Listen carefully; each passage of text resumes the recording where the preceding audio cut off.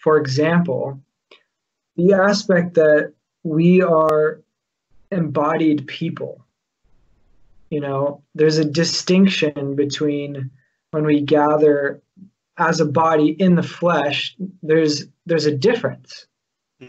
Some people, when you're talking over Zoom or something, you feel there's something missing. It just feels too ghost-like, and I think that goes back to who Christ is, because him coming, though being spirit, being God, he took on human flesh, and this aspect where he was an embodied person. He was in the flesh. That was significant for our salvation.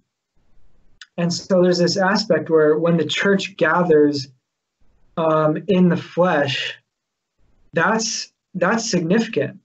There's something distinct about that versus only relating. Like if you break it down to only relating online, I think you'd see effects, and maybe people wouldn't know why.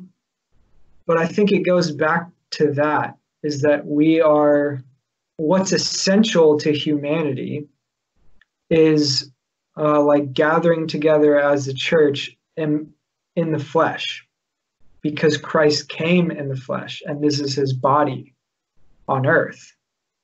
That doesn't separate us. That doesn't cut off the possibility of meeting together technologically, like online. Or the connection thereof, yeah. Yeah. But they shouldn't go against each other. It should be used to connect online, but also have the embodied aspect because of who Christ is. I mean, part of communion, for example, is looking around, like 1 Corinthians talks about. When you take communion, you're one as a body.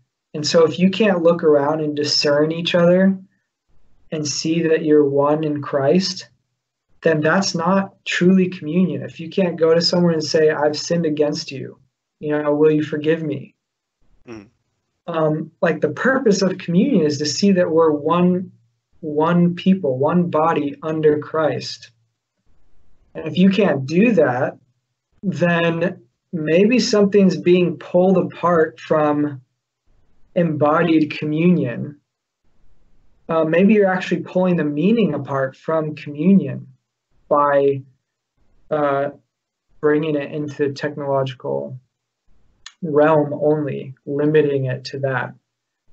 And I think obviously there's these situations that come up like COVID that are not in the ordinary, and that you can allow for certain things. But I think with all the ability we have to meet in person, I think we should go for that as much as possible because of who Christ is, being that he came embodied.